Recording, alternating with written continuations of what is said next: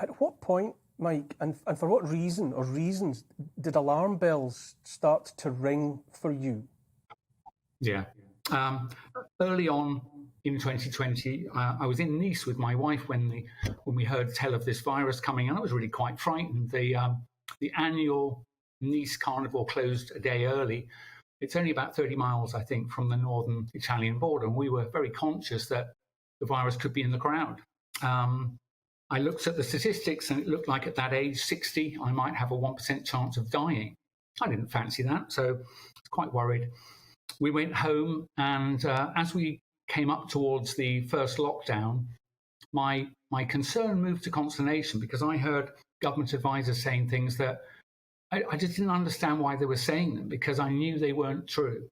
I could give a couple of examples about saying, well, we're not sure if you've survived this virus whether you'll be immune. And I thought, well, Immunology 101 will tell you that you should expect to be immune for a substantial period of time, possibly for life.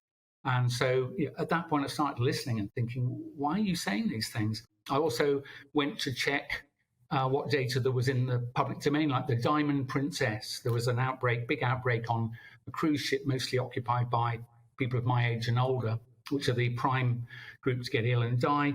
And yet it looked like the lethality was at least 10 times less than they were telling us from Wuhan. And so I thought, by the end of it, the actual threat in the environment is not much worse than a severe influenza. It's not influenza, different virus, but that's the measure of the threat.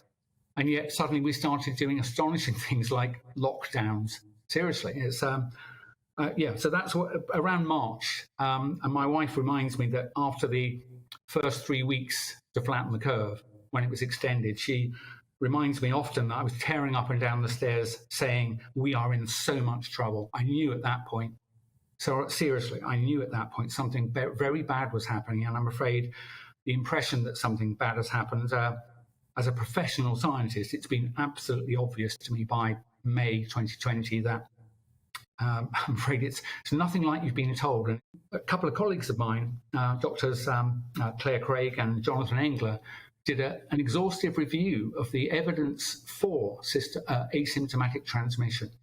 That's a small publication you can go and find. I think it was 7 case reports, 5 or 6 were from China. So I'm afraid we're not able to necessarily check that data. And there was one famous case in Europe of an executive that came back from China and visited several plants in Germany, infecting, I think, 16 of her colleagues. And the claim was that she was asymptomatically transmitting it. But actually, some German journalists followed up within the first 2 days and found out that she had flu, and she'd been taking over-the-counter remedies to kind of barrel through her day. That is the totality of evidence supporting asymptomatic transmission, and decades of evidence, including statements by Fauci and the WHO, go in the opposite direction, including, as I mentioned, papers, peer-reviewed journal articles that have studied this do not find it. So I put it to your listeners that that's a central plank. That's a central plank of policy.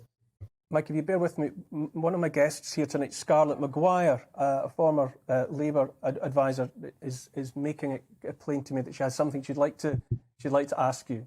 My problem is that I caught COVID from asymptomatic. I mean, there were 19 of us at my mother's funeral. None of us had any symptoms. Within 2 days, 15 of us had come down with it.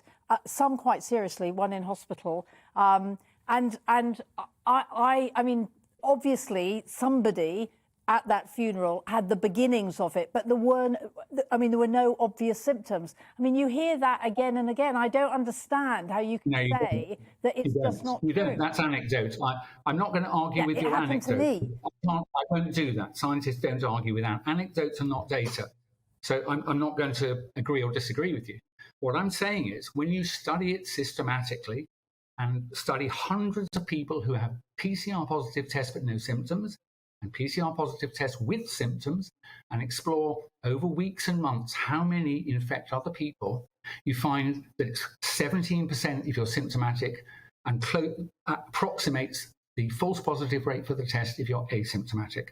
And there are dozens of papers like that. So I'm not saying it never occurs. It's very important, in fact, that you understand I'm not saying it never occurs. What I am saying is it's epidemiologically irrelevant.